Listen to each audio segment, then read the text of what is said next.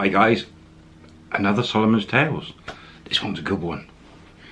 We left it off that Solimon was meeting L restaurant, Beach Road. He gets off his bike, goes in, table at the front overlooking the beach. She wanders up and they have a meal, quite a nice meal, not too expensive, about 450 baht, but luckily he's got a bit of money from the pool contests. And they have a good old chat. Anyway, over the next, we're going to jump forward a little bit, over the next 3 days they have lunch together every day, different restaurants. Solomon's paying and they're getting on really well. He's actually wining and dining her. Friday comes of that week, no, it was Thursday. Finished lunch. She says to Solimon that the next day she's not working, which is strange because she works every day. And Solomon's like, okay, fantastic. So he arranges Friday. He said, well, have lunch and kick around and we'll just do something for the day. And she's like, yeah, okay. Friday comes, meet up for lunch, restaurant, jump on the bike. She gets on the bike with him and they wander and they go off to Jomtien. And on the beach they go to a bar, have a drink, wander around, bit of a market up there, some other shops, and they just wander around the whole afternoon, early evening. Someone says, let's go back over to the Pattaya and we'll go and have a drink in a bar. We drop the bike off. So they head back to Pattaya, early evening. More food, a few drinks, and he ends up on Second Road at a bar. Maybe it's quite early, about 8 o'clock. And he sort of like, she sort of had a few drinks. And he sort of said, chances his luck, he's going to drop the bike off in my room, I'll show you where I live. She's like, oh.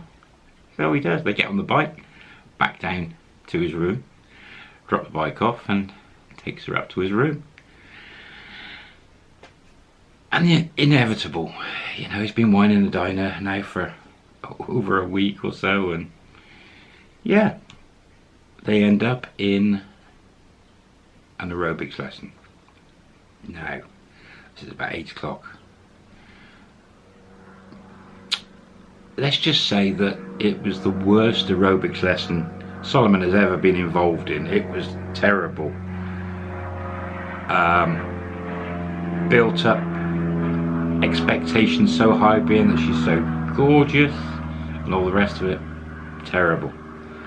9:30, she says to him, reason I not work is the new bar's closed down. He's like, what? Said, I'm going back to Bangkok tomorrow. That's it, I'm not staying here, I'm going back to work in Bangkok. Thanks very much, been nice knowing you. Bye bye. And gets up and goes. Someone was like, what? What just happened? A week of whining and dining, a terrible keep fit class, and she's up and gone and the bar's closed. And he's like, that doesn't sound right.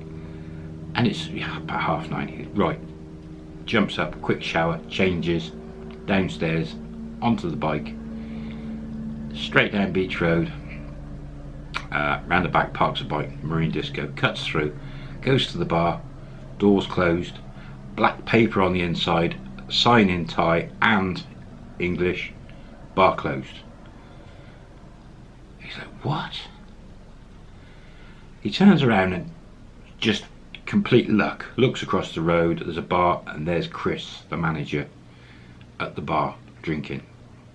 And he's straight across to Chris, and he's like, hi Simon, come have a drink. Simon, Chris is sort of half cut. So, okay, Solimon, Simon, get all these names mixed up.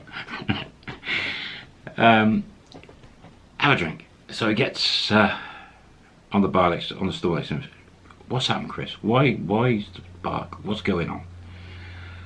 Now Chris was a sort of partner, Solomon believed anyway, that the guy at the Sharky's bar had told him. And Chris said the partners in Bangkok couldn't get some sort of license organised with the local authorities, police or whatever. Something didn't go, something didn't happen, something went wrong, and they've sold the bar from underneath, just sold it, bang. And they've said goodbye to Chris and he's no longer got a job. They've paid him. He said, but that's it, gone, bar closed.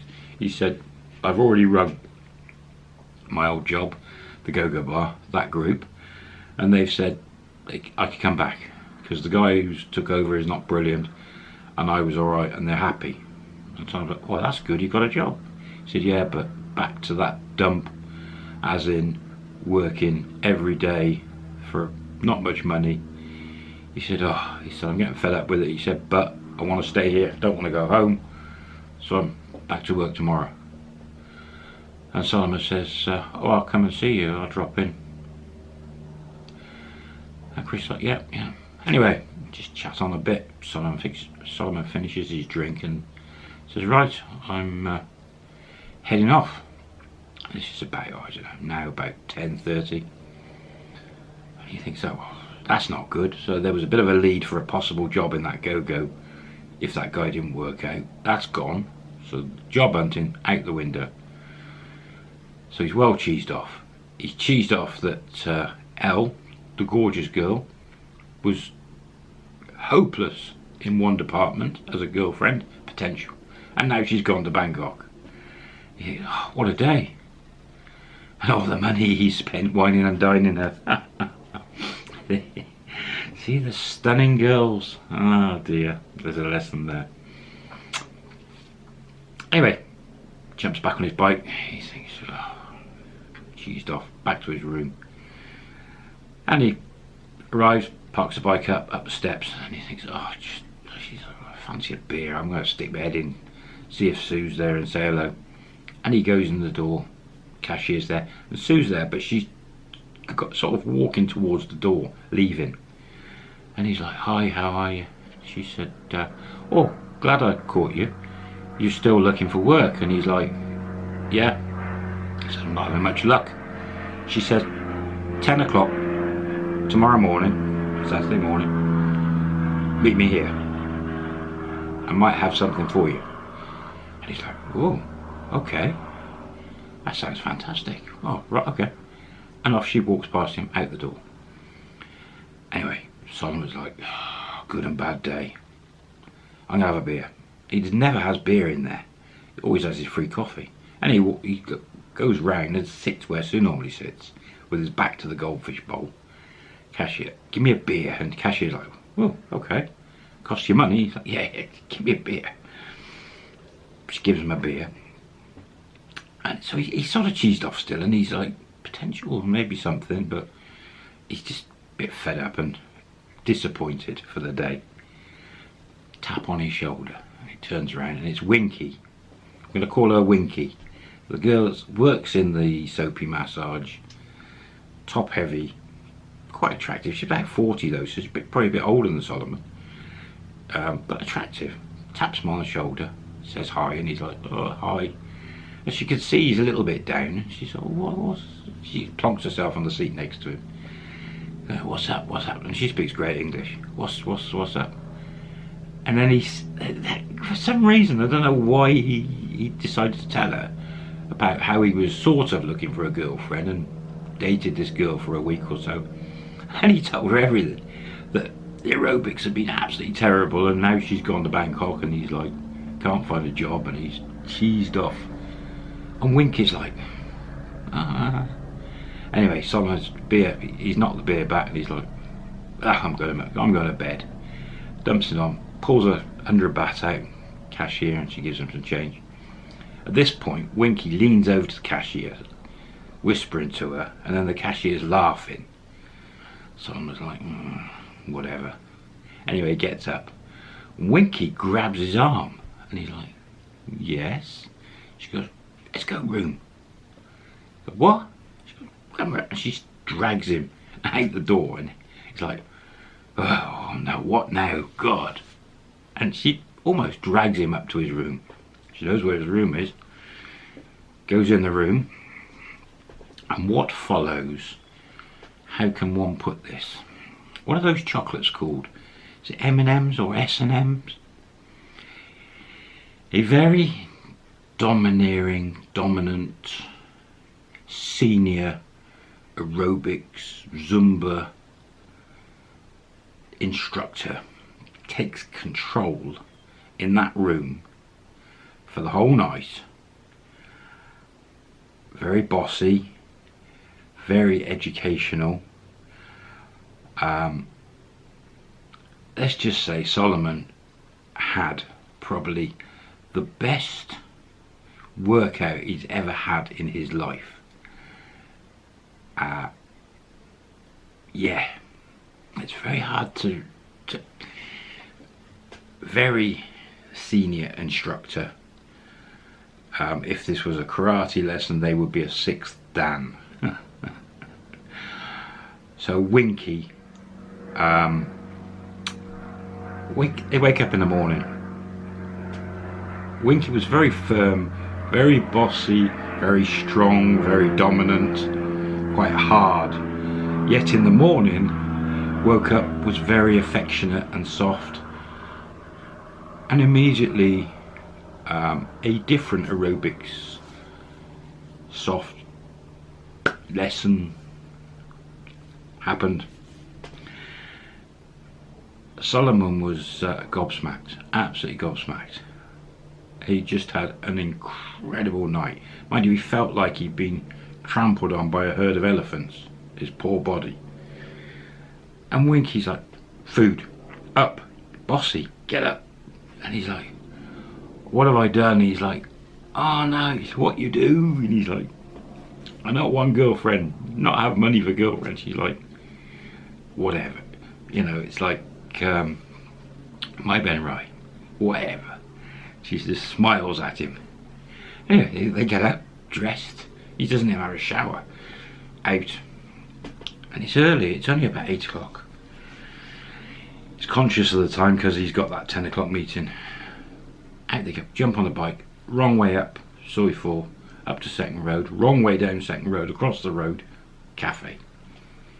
And they, great breakfast, they have a chat, and he says to Winky, that was incredible, brilliant night, however, I don't want a girlfriend, even though I said I did, I don't. And she's like, I understand, she said, but I wanted fun, we had fun. Okay. He's like, yeah. And she says, I know, Ning, I know, Frozen, I know all you. She said, no problem, don't worry. You know, as if he was married, I'm not going to tell your wife, sort of thing. And she's like, okay. And she didn't ask for money, he wasn't going to pay any money, but she said, I'm going room now, I live near here, bye bye. And went. Left him the bill for the breakfast, of course. And he's like, oh my God. Wow. Who knew? Finished his breakfast, paid the bill, on the bike, back to room, shower, change. 10 o'clock came. Downstairs, Sue on time. And a Thai guy named James, which is the cashier's husband, works for Sue on one of her other businesses. He says, go on, you go outside. Brand new Toyota Camry. Gets in. Solimon in the front, James in the back. He thinks, where are we going? What are we doing? Drove down Beach Road, round the back of Marine Disco and parked up where all the bike park is, next to there. And they walked through the little lane into Soy BJ. So, Soy BJ, I think it's named after a guy called BJ. On Walking Street, halfway along Walking Street, on the left hand side, your beach is on the right, well, water's behind the bars on the right. Halfway along on the left, after Soy Diamond, Little Soy, the corner or the first bar just inside, a bit of a rock bar. Was it a rock bar or was it sort of country and western? Anyway, it was a BJ, it was a bar there named after this guy. Whether, I don't know the history, but anyway, just Google BJ Pattaya. It's quite a well-known character. And this soy was named after him. It's about 150 metres long. Right at the bottom is a few little guest houses and really cheap rooms. On the right there's a couple of shops and there's a convenience store, a Thai convenience store. Then there's an alleyway on the right. Facing you is a salon, but the alleyway takes you through to the back of marine disco and stuff, and a parking place for all the bikes. So dead opposite this alley and little shop on the left is this building. This is where she takes Solimon to. So looking, he's staring at the front of the building. It's just a long wall with a double blacked out patio door, sliding doors, and the rest is just wall. It's all dark, there's no sign, it's been ripped down. The left hand side is 2 floors, so well, there's the ground floor and 1 floor above. The right hand side, it looks like there's 3 or 4 floors, so it looks like it's 2 buildings previously. Anyway, this James unlocks the door, slides the door open, in they walk, and James goes to the back, turns the lights on, sort of a little, well, there was lights, enough to see, and they close the door behind them. So just inside the door, imagine a line just slightly left. So the right hand section, you go down 1 step from the front door, is a dance floor on the right. On the far right corner is like a pulpit from a church, a DJ booth up in the air with stairs going up to it. Loads of disco lights all hanging from the ceiling, black walls, dark. And then in front is a long U-shape bar, which is like a counter all the way around it, where the girls or cashiers would sit in the middle. It's there. And at the back is that cutout in the wall, goes through, and there's toilets on the left. On the right's a cupboard, and the right at the back is a cage door with stairs going up behind this cage door. Then on the left hand side of this building, up 2 steps, there's just another platform with seats and tables. Passageway at the back corner with cupboards on the right, and then more stairs going up. So it's like split level. Tables and chairs that side, disco floor this side, bar in the middle. And Sue says to Solimon, I bought this about a year ago. It was a disco, Thai owned. It got shut down for illegal substances, buying, selling, and in the building. It all got shut down. Big raid. The Thai person fixed everything and left. We bought it at the right price. It was a quick sale. Bought the building, all above board. Bang. But we've not done anything with it. It's been sat here for a year. And she says to James, she goes, I'm just going to get something from across the road. James, show Solimon. All upstairs. Okay. James don't speak English, doesn't speak English, didn't speak English.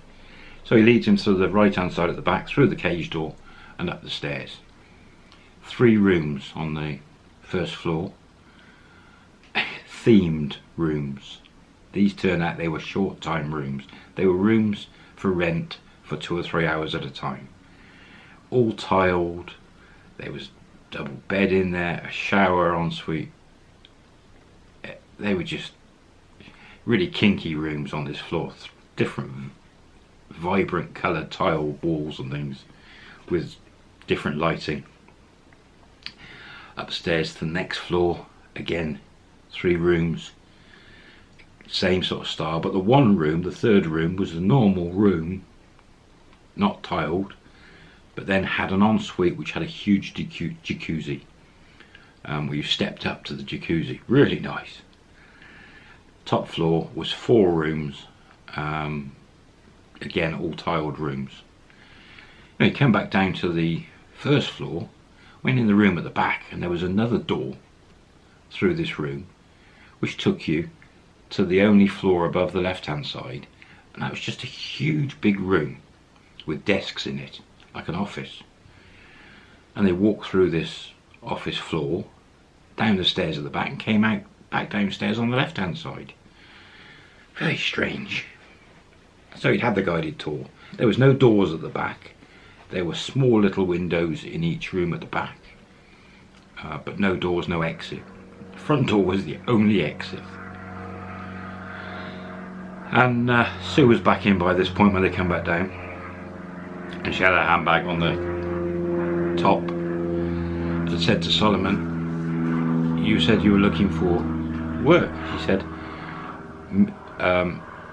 she said, she didn't say her and her husband. She said, I want to turn this into a bar, not a nightclub, a bar. She said, what do you think at the front? Should we have windows? And Solomon's like, why are you asking me? I've never run a bar in my life. I don't know about building work and what's going on. And he's like, okay, so he's just like, okay. He says, well, it is dark in here. If you want to make it a bar, you're going to have to change a few things. And she said, yeah, I think you're right. I think we ought to have windows that side and windows that side. Because it's dark, and all these disco lights gone, maybe some TVs, and try and make it brighter lights. And he's like, yeah, you need to brighten it all up. She said, maybe have a pool table up on the left hand side where the floor's raised, have a pool table up there. And he's like, yeah. And she said,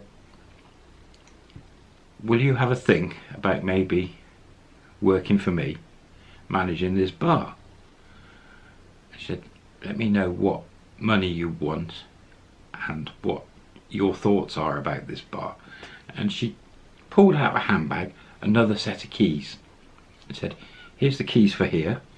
And she wrote down a bit, this is the alarm code. And she said, there's a one room upstairs, and when they went up there, he didn't actually go into that one room, but she said, have security live in this room. The guy's called Rang or something. Him and his wife. His wife work over a shop over the road, and he works security here for me, and work for me other jobs. He lives here. Solomon's like, oh, okay. She's offering him a job. And he thinks, brand new bar, right next to Walking Street. And she says, then she carries on, she says, we'd have to find a mama-san and pay them, and we have to find girls, and we have to decorate, do everything. She said it'd take a few weeks, but what do you think money-wise, and have a think. And he's like, okay. And she said, right, let's go. Back in the car, all the way back. Sorry for. And she says, have a think for a day or two and let me know. And he goes back to his room and says, okay, cheers. Wow. There's a job. Complete fluke. Right place, right time, staying at the right room, add it all together. Wow. Anyway, let's leave it there, and we'll catch you soon. Bye for now.